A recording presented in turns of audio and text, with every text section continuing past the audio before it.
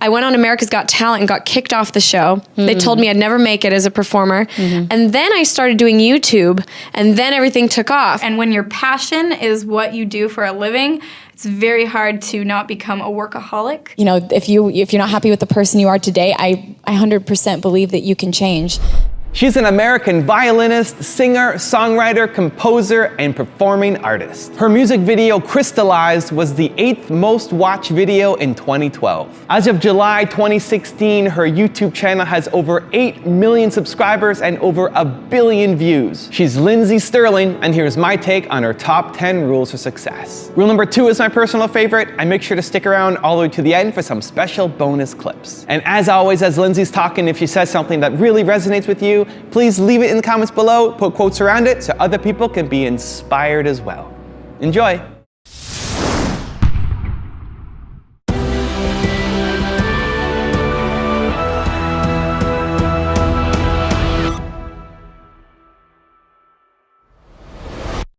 I think, honestly, being true to yourself is the absolute key to being successful in this kind of a model, because you can't fake authenticity, you can't fake loving something, and honestly, I think any artistic form or medium, you have to work so hard to get your stuff heard or seen. And so if you don't absolutely love it, you will burn yourself out. And the only way I'm able to do what I do is, I'm almost a workaholic because I love what I'm doing. And it's okay, because I'm enjoying it, because I love the people that I work with, it doubles as work and recreation. And if I didn't love it, it would be impossible. I went on America's Got Talent and got kicked off the show. They told me I'd never make it as a performer. And then I started doing YouTube, and then everything took off. And so to be able, to be invited back to one of the biggest shows in America, and a show that I got kicked off of, and then to be invited back, it was a really cool experience, just because a lot of people don't get the chance to redo a moment of their life that was very devastating. And to be able to go back on that stage and do it the way I wanted to do it, and to be able to give the performance I wanted, it was really awesome. I mean, there were also critics on the show. The judges were not always nice with you. Right. Was it like Judgment Day where you felt like, haha, I'm back, and this time I'm a star? Kind of, it was. And I hope that my fans and other people saw it that way, in a way of you can't let anyone else tell you who you are and how good you are, because everyone has their own opinions. But I hope that they see that, wow, the same way Lindsey didn't listen to them and she went back and was able to prove them wrong, I can do that. If someone at school is mean to me, it doesn't mean that I'm a bad person. It doesn't mean I'm a dork or a loser. I can become whoever I want to be. And I hope that people see that, because that moment proved that to me, and it's true. I wish, so when I first started, I wish I had realized that people were the most important thing to me, because there was a time, I'm such a hard worker, and when your passion is what you do for a living, it's very hard to not become a workaholic.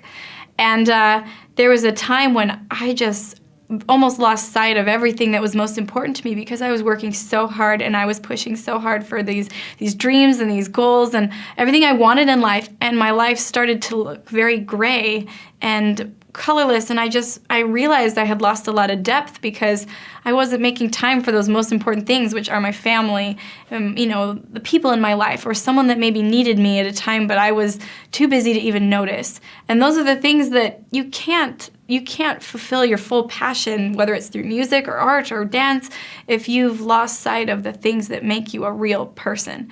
And I had to refine myself almost, wow, what is it that makes me me? And once I refound that, it's like everything else came together again. I was able to write again. I was able to create. But without those things, then you lose sight of everything. I think, like you said, every single artist goes through that. And I think a lot of times you think that the great writers are the people, they just write hit after hit after hit, and they do. But it's also because they get through all the terrible songs first. And I think that's kind of every single artist's story. And I love to tell, when people ask, "What's your best advice for an upcoming musician or anybody?" I think it's that you have to be able to rise from the failures is what makes a successful person, because everybody's going to have mishaps. They're going to fall down. And it's, the people that continuously pick themselves up that are the ones that are going to find their voice, make it, whatever you want to call it. I love how for this record you had fans actually do little videos and they talked about what they were brave enough to do in life. So for you, what was the moment you realized you were brave enough to kind of just do this full time and just go right after your passion? Ooh, I think it's once I discovered YouTube. I mean, I had already been going for it with full force, and but I was kind of wondering if I had what it took to make it, and I was really discouraged at times because everywhere I went, I just kept being told, like, no, you're not good enough, like, and that could be really discouraging. And so even though I was going for it, I was kind of like in the back of my mind just really scared, like, am I gonna make it? I don't know. And then when I finally discovered YouTube, and I put up my first video, I just felt so empowered and so excited because I was like, whoa, finally something's working. And that's when I was like, I'm going to, I don't know how this is going to work out, but I'm going to chase this with everything I've got. And that's when I was like, boom. And what about the appreciation of hip hop and EDM, which both have played a role in what you do musically? When did you first encounter those, and how did you come to love them? I really fell in love with EDM when I first heard, I always liked like techno music. I felt like it was kind of, for lack of a better term, it was like great white girl dance music. I've always loved to dance, and I was like, oh, these beats, I can dance to this. There's like, it's not quite as like, doesn't need as much groove as like hip hop did. So that's why I always liked EDM. And then I really fell in love with it when I discovered Skrillex, especially Bangarang, that song. I was like, oh my gosh, I have to figure out how I can pair the violin with this weird dubstep stuff, because it was so fun and it made me want to move. And that was the beginning. It never becomes, I don't think it'll ever be like, oh, I don't care. I don't care anymore, because I do care. It's my art. It's my love. It's my passion. And, certain comments you're able to like, oh, whatever. But there's some comments that get you in the place that you're a little bit vulnerable. They trigger you.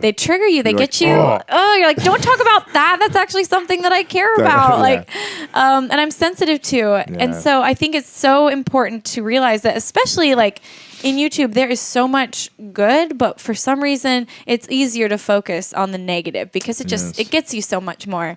You get thousands of positive comments, and then like and then 10 you see negative, and one negative, and you're you're like, oh, dang it, Yeah. So it's so true that you only really do have one stage in your mind that you can really focus on at one time, and so the good, the bad, they're gonna come, and it's. What are you going to focus on? Am I going to like sit and stew and like respond, especially responding? Like if you respond to the negative, that is a lot of times the one that you want to respond to. But it's like, or am I going to feed the good? Like, am I going to feed these people who keep coming back and telling me really nice things? Like, that's where I should put my energy. That's where I should put my thoughts and focus. And it does take a lot of like,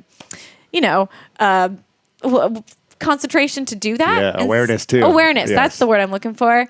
But I think that's the key, is just there's good and bad all around us everywhere, and trying really hard to focus on the good and let that feed you. Every tour I like to try to like step it up. I want my fans that have, a lot of my fans come to multiple shows, and so I always want them to be surprised when they come back. I don't want it to feel like the last Lindsey Stirling show, and like, oh, well, been there, done that. So I always try to do something that I've never done before, and this tour is a lot of fun. There's some new, tricks I have up my sleeve that I worked really hard to learn and to master these new skills, but anyways, super excited about it. I think the courage to be really open about those, some of the things I've been through in the past all comes from experiencing those things. And when I was going through, when I was going through some of these things, I felt so alone. And a lot of girls or people do. You feel like nobody can understand you because a lot of these problems deal with like isolating yourself and feeling alone. And one of the things that really helped me have the courage to change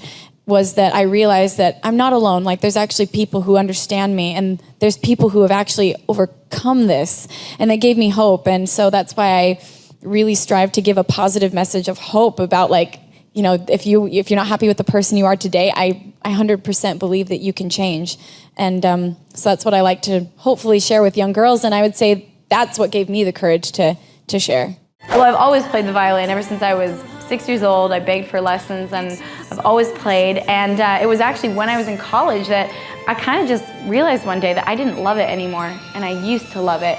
And I specifically didn't study music in school because I didn't ever want to have the love of my music beat out of me. And so it kind of broke my heart when I was like, I don't even enjoy this anymore.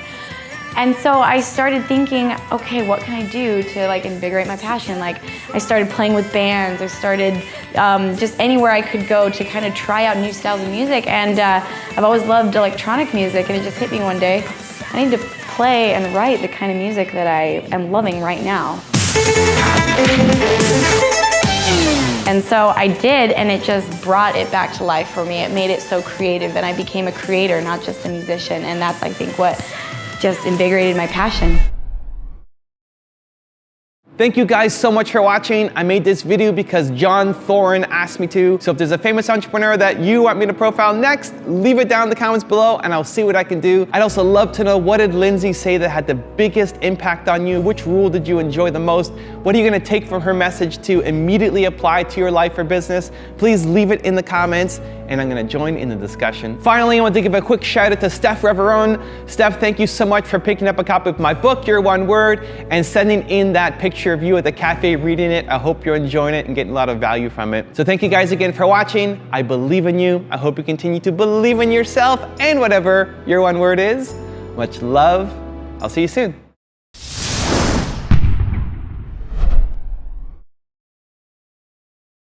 It's the same way kids look up to like Taylor Swift and they want to, you know, get a little guitar and be Taylor Swift. My parents used to take me to orchestra concerts, and so that was my version of a rock star. I was like, oh my gosh, I have to get one of those wooden things.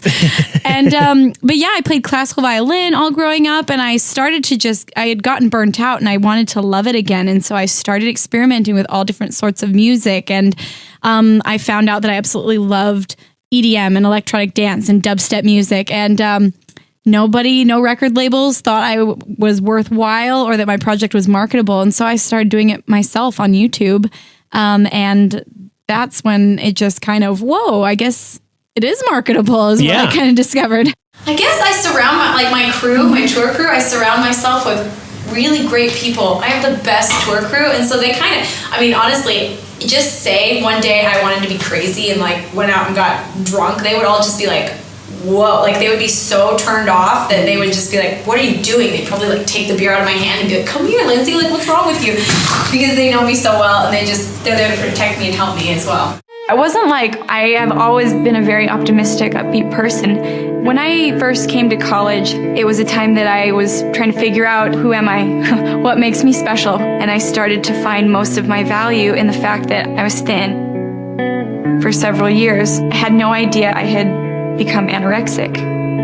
I'd be places with people I cared about, but what I was thinking about was the extra grease on the pizza or the calories that I knew were in that shake. And I just was talking to my mom one day and I broke down crying because I realized for the first time that I had a problem and that this isn't normal. People don't think like this. I finally realized I wasn't happy.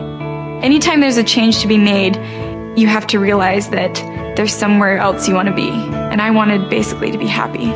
That was far more important than being the skinniest girl in a room. Once I realized that there was a problem, that's when I could change. I knew that I could be happy again.